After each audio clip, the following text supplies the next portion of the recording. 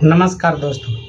देवी देवताओं के नाम पर मंदिरों में पशु बलि देना और मांसाहार करना इन तमाम पंडे पुजारियों का जो है प्राचीन शौक रहा है दोस्तों। और वही जो प्राचीन काल से चली आ रही ये बलि प्रथा आज भी मंदिरों में देखने को मिल जाती है, जहाँ जो है देवियों को पशु बलि के नाम पर मांसाहार खिलाया जाता है। और ये जो है देवी देवताओं का नाम होता है, असल में मांसाहार ये जो पंडे पुजारी वहाँ के पुरोहित पुजारी होते हैं वही करते हैं मांसाहार। तो दोस्तों, आज मैं एक ऐसी ही दास्तान जो कि आजकल के अयोध्या ज़िले की है, फैज़ाबाद शहर के पास की है और दोस्तों प्राचीन है। और इसको जो है लिखा है अपने जीवन स्मरण यात्रा में, जीवन वृत्तांत में महापंडित राहुल सांकृत्यायन जी ने। राहुल सांकृत्यायन जी का नाम हम सब ने सुना है, शायद ही कोई ऐसा होगा जो इन महापंडित के नाम से जो है अनभिज्ञ हो।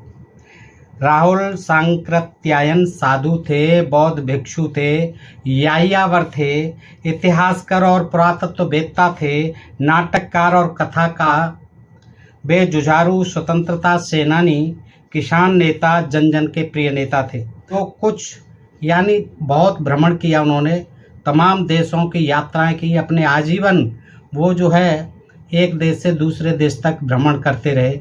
और जो यात्राओं में उन्होंने जो कुछ भी अनुभव किया वो उन्होंने स्पष्टतया और बड़े निर्भीक रूप से लिखा दोस्तों। उनकी तमाम पुस्तकें प्रकाशित हैं और उन्हीं में से उन्हीं की जीवनियों के वृत्तांत भी आजकल प्रकाशित हैं, जो कि उनके जीवन में जो कुछ भी घटा उसको हमारे सामने लाती हैं। तो ये कहानी भी जो मैं आज आपको बता रहा हूँ उनकी जीवनी वृत्तांत से ही है दोस्तों। राहुल सांकृत्यायन जी की मेरी जीवन यात्रा नाम से उनके कई खंड निकल चुके हैं, छप चुके हैं, उसी में से है ये पृष्ठ 167 से है दोस्तों। अयोध्या देखिए क्या लिखते हैं राहुल सांकृत्यायन जी कि किस तरह से जब अयोध्या में स्थित एक मंदिर में, जिसको कि देवकाली नामक मंदिर कहा जाता था और आजकल भी है देवकाली नामक मंदिर, और जिसको जो है राम की कुलदेवी बताया जाता है और रामचंद्र जी जो है वहाँ जाते थे पूजा पाठ करने। तो ये देवकाली नामक जो प्रसिद्ध देवी स्थान है वहीं का ये वर्णन है कि किस तरह से वहाँ जो है बकरों की बलि दी जाती थी, खास तौर से नवरात्रियों के दिनों में दोस्तों। उनका आंखों देखा वर्णन है, आप देखिए कितना रोचक है। वहाँ उनके जो विरोध करने वाले थे साथी, उनकी भी पिटाई हुई और ये भी पिटते पिटते बाल बाल बचे दोस्तों। कि अयोध्या और फैज़ाबाद के बीच, किंतु सड़क से हटकर, आजकल तो आप जानते ही हैं फैज़ाबाद का नाम ही अयोध्या ज़िला हो गया है, तो अयोध्या ज़िले में ही आ जाता है फैज़ाबाद। तो सड़क से कुछ हटकर फैज़ाबाद से देवकाली नामक एक प्रसिद्ध देवी स्थान है। अयोध्या को बैरागियों ने अपने हाथ में काबू करके शाक्तों से शून्य कर डाला। जो शक्ति की पूजा करते थे शाक्त, उनसे शून्य कर डाला। किसने? अयोध्या के बैरागियों ने, जिन राम ने वाल्मीकि के कथा अनुसार सीता हरण के शोक में ही मांस और सुरा को छोड़ा। शोक में ही मांस और सुरा को छोड़ा था। किसके? सीता हरण के शोक में, वाल्मीकि रामायण के अनुसार। किसने छोड़ा? राम ने। बहुत से तो शोक में और गम में पीने लग जाते, किंतु रामचंद्र जी ने सीता हरण के शोक में मांस और सुरा को छोड़ा। उन्हें उनके अयोध्या के कलियुगी भक्तों ने हमेशा के लिए मांस सुरा विरत कर दिया। किंतु देवकाली एक ऐसा स्थान था जहाँ अब भी दोनों नवरात्रों के समय बकरे की बलि हुआ करती है। न जाने कहाँ से एक आवारा तरुण ब्रह्मचारी यानी वैरागी, जो वैष्णव नहीं था, भूलता भटकता वहाँ पहुँच गया और उसने आश्विन के नवरात्रि में बलि बंद करने के लिए भारी बाधा पहुँचानी शुरू की। गृहस्थ विशेषकर स्त्रियाँ साफ देख रही थीं कि काली माई को पाठा चढ़ाने की मिन्नत से ही उनका लड़का या पति बचा है। यानी वहाँ की स्त्रियाँ ये सोच रही थी कि काली माई को पाठा यानी बकरा चढ़ाने की मिन्नत से ही उनका लड़का या पति का जीवन बचा है। वहाँ जो है ये नवरात्रियों के दिनों में ऐसी मान्यता थी, स्त्रियां जो है ज़्यादातर मानती थी, नहीं तो वे कभी की अपुत्रा या विधवा हो गई होती। ये सब पाठा चढ़ाने की मिन्नत का ही फल है। वह अपनी मिन्नत के मुताबिक माई को यानी देवकाली को पाठा चढ़ाने के लिए बेकरार थी। लेकिन यहाँ एक तरुण साधु वैसा करने पर भीषण शाप देने और आत्महत्या कर लेने के लिए तैयार था। वो कह रहा था, एक तरुण युवा साधु था, वो कह रहा था कि मैं नहीं करने दूंगा बलि, और मैं अपनी जान दे दूंगा, आत्महत्या कर लूँगा। और इधर जो है स्त्रियां जो है अपनी मन्नत को पूरी करने के लिए वहाँ तमाम बकरे लेकर के खड़ी हुई थी। दोनों ओर से धर्म संकट था, क्या किया जावे यह गृहस्थों को सूझ नहीं पड़ रहा था, गृहस्थों की कुछ समझ में नहीं आ रहा था। किंतु देवकाली के पुजारी खूब समझ रहे थे। नवरात्र के दिन बीतते जा रहे थे और वहाँ एक भी बकरा नहीं आ रहा था। बलि के बकरे का मुंड उनका होता था, पंडित पुजारियों का मुंड, सिर, बल्कि बकरे का मुंड उनका होता था। यानी मुंड का शोरबा रस कितना स्वादिष्ट होता है, इसकी स्मृति आते ही ब्रह्मचारी के ऊपर उनका खून खोलने लगा था। उनका मानना था कि उसके जो बकरे का मुंड होता है उसका शोरबा बड़ा जायकेदार होता है, और ये सुनते ही ब्रह्मचारी के ऊपर खून खोलने लगा था। साथ ही बल के साथ वाली दक्षिणा की भी, पंडित पुजारियों को साथ ही बल के साथ जो दक्षिणा मिलती थी उसकी भी हानि उन्हें उठानी पड़ रही थी। और यदि काली के प्रताप को इस तरह अरे गहरे नत्थु कहरे कम करने लगे तो पंडित पुजारी कितनों दिनों तक अपनी खैरियत मनाएंगे। नवरात्र के आखिरी दिन यानी आश्विन शुक्ला नवमी की बल जरूर करनी होगी, इसका उन्होंने निश्चय कर लिया, चाहे कुछ भी हो जाए। जो नवरात्र का आखिरी दिन है यानी नवमी का, आश्विन शुक्ला नवमी, उस दिन तो बकरे की बलि अवश्य होगी ही होगी। पंडित पुजारियों ने और जनता ने ऐसा, भक्तों ने ऐसा निश्चय कर लिया। इसके लिए काली माई के दिलाए दारुण सपनों की खबरों को भी उन्होंने फैलाना शुरू किया था कि काली माई ने जो है तमाम सपने दिए हैं, बुरी खबरें फैल गई। ब्रह्मचारी नवमी के मुहिम से घबरा गया, यदि उस दिन बल चढ़ी तो मेरा सब किया कराया अकारथ चला जाएगा। यह सोचकर वह बड़ी चिंता में पड़ गया ब्रह्मचारी साधु। उस वक्त उसे पता लगा, हम बैरागी तरुणों का कहते हैं संकृत्यान जी, पता लगा। वह हमारे पास आया और उसने पशु बल विरोधी हमारे स्वाभाविक भावों को और उत्तेजित किया। हमने भी समझा कि हमारे लिए डूब मरने की बात होगी यदि पंचकोशी के भीतर निरपराध बकरों की बलि जारी रही तो हमारा तो जीवन ही धिक्कार है। हमने नवमी को आने का वचन दिया। अयोध्या से देवकाली के लिए जिस वक्त 8 बजे सवेरे के करीब हम रवाना हो रहे थे, अयोध्या से देवकाली के लिए जिस वक्त 8 बजे सवेरे के करीब हम रवाना हो रहे थे, उस वक्त हमें यही ख्याल था कि पंडे भरमाकर कुछ गृहस्थों को बल देने के लिए लाएंगे। उस वक्त हमें अपने भव्य वैष्णव स्वरूप वाणी शक्ति का प्रयोग करना होगा, यानी उसे रोकना होगा। ब्रह्मचारी के कहे अनुसार इतने से ही गृहस्थों की बलि करने की हिम्मत जाती रहेगी। निमंत्रित तरुणों में पंडित गोविंद दास, हम में सबसे अधिक संस्कृतज्ञ, काशी के व्याकरणाचार्य के कई खंडपास भी थे, किंतु लेट लतीफ होने से वो अभी रास्ते में थे जबकि देवकाली कांड समाप्त हो गया। हमारे साथियों में 2 तिरहुतिया साधु बहुत मोटे ताजे थे। एक लश्करी तो बिल्कुल पहलवान जैसे थे और दूसरे हरिव्यासी, उनसे कुछ नरम। बड़ी कुटिया में रहने वाले पंचसखी परमहंस साधारण शरीर के स्वामी थे। वही बात पंडित मथुरा दास जी की भी थी, यदि वह इस मुहिम में सम्मिलित थे। मैं उम्र में सबसे कम यानी 21 साल का लंबा किंतु पतला सा जवान था।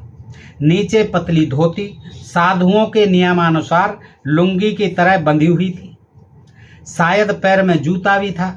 बदन पर खूब सफ़ेद धुला हुआ तनजेब का कुर्ता था और गले में पड़ी थी एक रेशमी चादर। सिर नंगा था, हाथ में पंडित गोविंद दास जी के यहाँ से चलते वक्त एक शीशम की छड़ी उठा ली थी। देखने में निश्चय ही सबसे ज़्यादा अमीराना ठाट मेरा मालूम देता था। सारी जमात का नेता न मैं अपने को समझता था, न समझने की इच्छा रखता था, तो भी बोलचाल में सबसे ज़्यादा निधड़क मैं ही था। सबसे ज़्यादा देश देखा हुआ मैं ही था, और पढ़ने में बेसी नहीं तो किसी से कम भी नहीं था। हम लोग कितने युगों के बाद अयोध्या से देवकाली पहुँचे, इसका ठीक अंदाज़ा नहीं। आगे की घटनाओं से अवश्य मुझे वह समय युगों में बीतता हुआ मालूम हुआ। चार दीवारी में एक बड़ा द्वार था, उसी के भीतर देवकाली का स्थान बतलाया गया। द्वार के बाहर 10 कदम पर चारों ओर से पक्के घाट वाला एक पोखरा था। द्वार के पास बहुत से माली स्त्री पुरुष फूल बतासा बेच रहे थे। हम लोगों ने दरवाजे के सामने घाट की ऊपरी सीढ़ियों पर भाषण मंच बनाया। खड़े होकर एक एक करके लोगों को समझाने लगे। कुछ तो देवी को जगत माता बतलाकर बच्चे की बलि को निषिद्ध साबित कर रहे थे। कोई प्राण हिंसा को पाप और नरक का रास्ता बतला रहे थे। व्याख्यान पढ़ते हुए आकर उस अवस्था में भी पहुंच गया जब उसने सीधा शराब का रूप धारण कर लिया, शराब देने का। खासकर जब कि हमारे व्याख्यान देते रहने पर भी एक बकरा तालाब के पानी तक ले जाकर धोया जाने लगा। बकरे को धोकर शायद सिर पर फूलमाला पहना, गुस्से से लाल लाल आंख किए एक पंडा बनावटी यजमान, हमें ऐसा ही बतलाया गया कि लोगों को बल का जारी रहना दिखलाने के लिए पंडों ने अपने पैसे से बकरा खरीदकर अपने ही आदमी द्वारा बल कराने का इंतजाम किया है।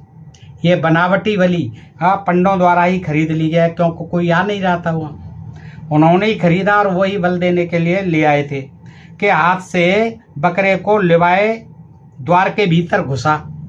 मेरे साथी अब आपे से बाहर होकर द्वार के भीतर घुसने के लिए आगे बढ़े।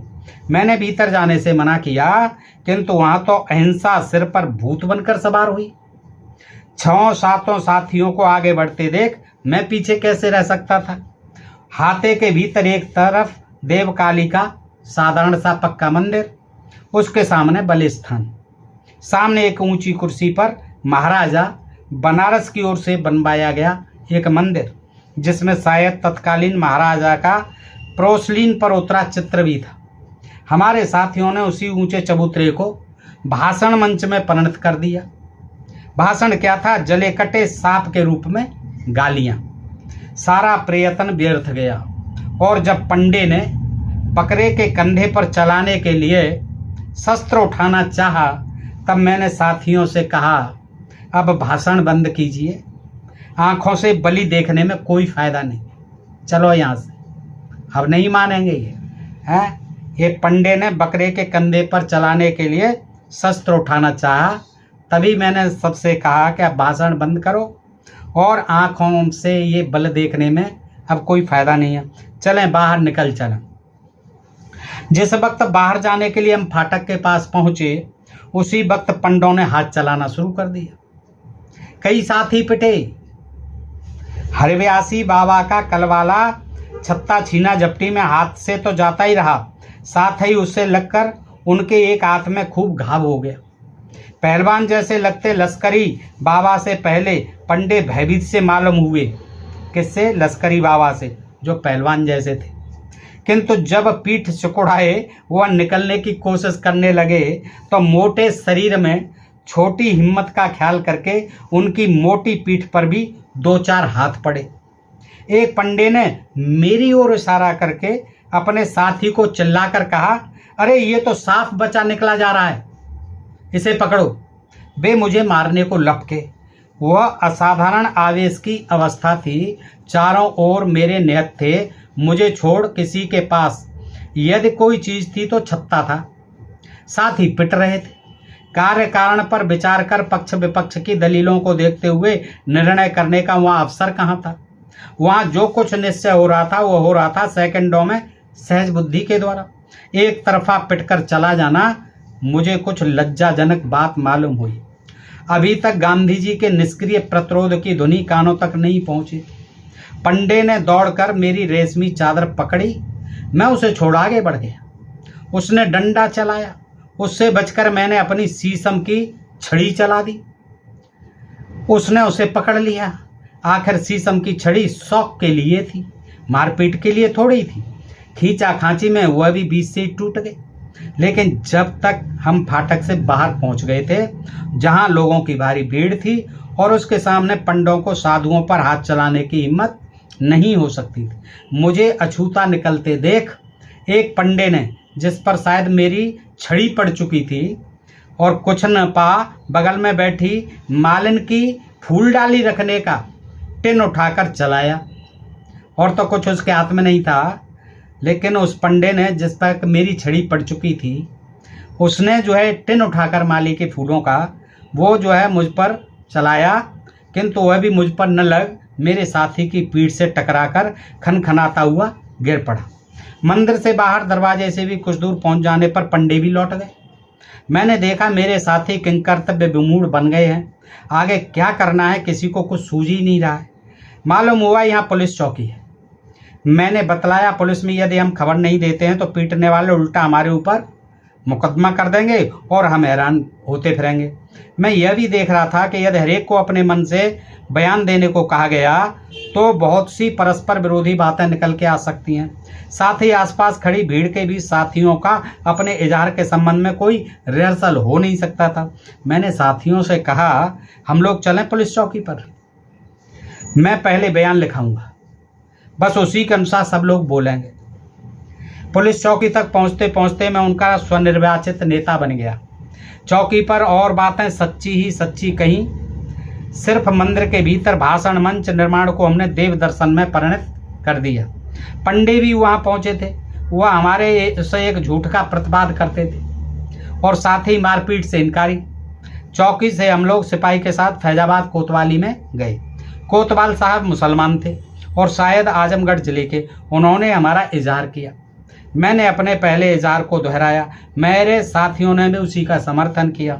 पंडों से पूछा जाने लगा तो वे हम ही को मारपीट करने वाला बतलाने लगे। उस समय अयोध्या का सब इंस्पेक्टर, एक लंबा चौड़ा रौवीला राजपूत, वहां किसी काम से पहुंच गया था। उसने पंडों को ही नहीं, उनकी देवी तक को जदवद कहना शुरू किया।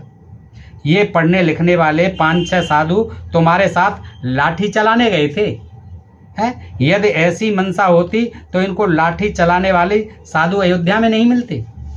क्यों झूठ बकते हो? कोतवाल साहब, इन पर मुकदमा कीजिए। और वह देवी भी क्या है जो जगत माता कही जाने पर अपने बच्चों को खाती है। मैं किसी को सख्त चोट तो नहीं आई थी कि पुलिस मुकदमा करती या किसी को गिरफ्तार करती। मामला चलाने की बात चली तो लोगों ने बतलाया फैजाबाद के आर्य समाजी वकील इसमें पूरी मदद करेंगे। मैं एक और साथी के साथ बलदेव बाबू यानी आचार्य नरेंद्र देव के पिता के पास 1-2 बार गया। उनसे मुकदमे की सारी बात कही। वो सहायता करने के लिए तत्पर थे। अंत में मैंने देखा कि मेरे साथी मामले की पैरवी से जी चुराते हैं और सारा बोझा मुझ पर डालना चाहते हैं। उधर पंडे भी सुलह करने के लिए पैरवी कर रहे थे। ऐसी अवस्था में मुकदमा चलाने का ख्याल छोड़ देना ही मैंने वाजिब समझा। हमारी चीज़ें मिल गईं। पंडों ने पश्चाताप किया और मामला वहीं ख़त्म हो गया। तो दोस्तों, इस तरह से ये जानकारी मैंने आपके सामने रखी महापंडित राहुल सांकृत्यायन जी की जीवन यात्रा से। बताइए दोस्तों, ये जानकारी कैसी लगी? ये जानकारी जो है बलि प्रथा के बारे में, जो विभिन्न देवियों, खास तौर से ये काली देवी, जिसको कि मांसाहारी देवी बना के रखती है पंडे पुजारियों ने।